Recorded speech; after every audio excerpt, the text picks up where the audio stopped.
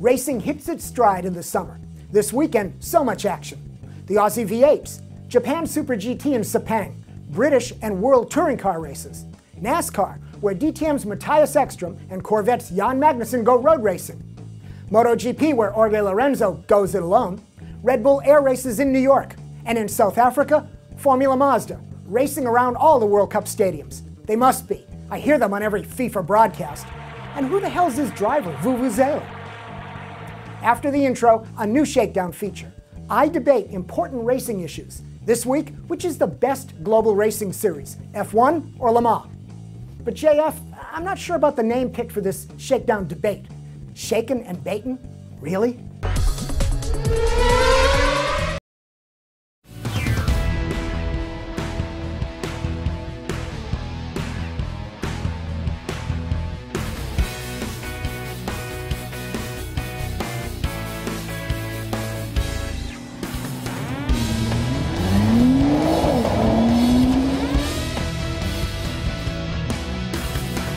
Exclusively at autostream.com/yoparts. Last weekend, F1 and Le Mans went head-to-head. Plus, the ACO announced the expansion of the Intercontinental Sports Car Cup. For 2011, it's a 7-race global series that'll include 3 big events: Sebring, Petit Le Mans, and the Le Mans 24 itself. This harkens back to the sports car glory days of the 50s, 60s, and 70s, when popularity and passion ran wheel-to-wheel with F1. So let's debate which series really is the best. But who will be my worthy opponent? Me. Sir, are you ready? Born that way, motherfucker. I will take the side of Formula One, and I Le Mans racing, because I've heard you try to pronounce Peugeot. F1 is the best, because it has the most expensive, most exotic race cars in the world. Le Mans races real cars, with real technologies that trickle down to road cars. Next year, Le Mans is embracing hybrid green tech to be even more relevant. Versus what? Waiting for F1-style F-ducts to be built into my Skoda? And what's better looking than a racing Aston Martin, Corvette, or Peugeot? F1 has the best passes. Le Mans racing has the most passes, with all the different classes on track. And egos like Anthony Davidson and Corvette Racing make it even more interesting. By the way, I'm on AD's side. He was following team orders to go balls out. And this is pro racing, not some Corvette Club track day. Look at the video. Collard should have seen Davidson was there and coming. Plus, AD waited a corner before, then timed the pass on a short straight. To be honest, it kind of serves them right, because they try and defend all the time into there. They don't want to get overtaken, it's fair enough. But, you know, we are a hell of a lot quicker through that section, so we can easily overtake them on the inside without losing them too much time.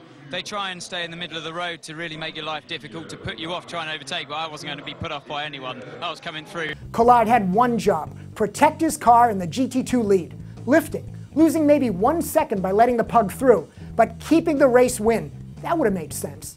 And when does the faster car need to slow down for the slower classes? In my opinion, GM Corvette is whining. But hit the links to judge for yourself and add your comments. So, do you want to get back to the debate? Or would you like to opine about Ed Whittaker running GM? I'm Ed Whittaker from General Motors. A lot of Americans didn't agree with giving GM a second chance. The debate. But since you mentioned it, now that Big Ed is running GM product planning with no auto experience, I hear after he saw Le Mans, now he wants to drive the Corvette race car. Says he's now ready for that too. You are one angry little man. Let GM go. But speaking of driving, F1 has the best drivers. Drivers that should best stay retired. Now Villeneuve wants to pull a Schumi. Please. What's next? Digging up the body of Lorenzo Bandini to see if he's still competitive? Le Mans Racing has the most drivers. And thanks to the ALMS Challenge classes and a new ACO GT Endurance category, there are now more chances for young and amateur racers to step up and compete. Yeah, nice. I can't wait to watch the excitement of rich wankers running up their parts bill with Porsche. Better than Ferrari signing an 11-year-old. How early does F1 need to start this best driver search? What's Le Mans Racing supposed to do? Have Vanina Ix selling her eggs to Aston Martin? Of course, I wouldn't be surprised to see IndyCar already out there selling Danica Patrick conjugal sponsorships to team owners. Are you done? F1 are the fastest cars in the world. Sports cars showcase speed and endurance. F1 has the best crashes. Oh yeah? Compared to these? Wie gefährlich Le Mans ist, zeigte sich im vergangenen Jahr bei dem Unfall des Mercedes von Peter Drumbeck.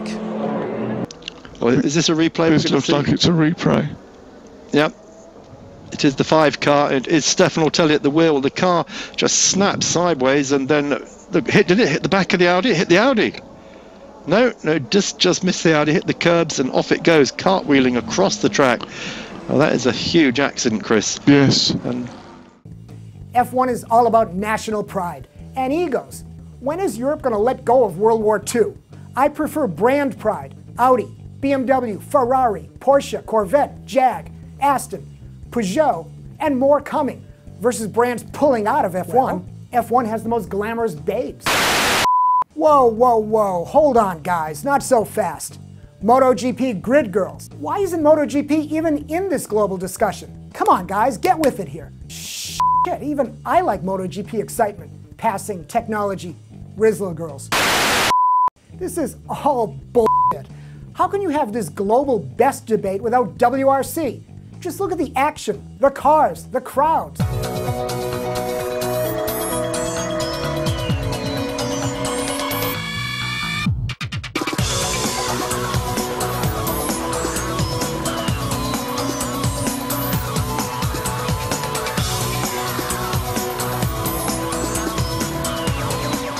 Wow, shaking and baiting has gotten completely out of hand.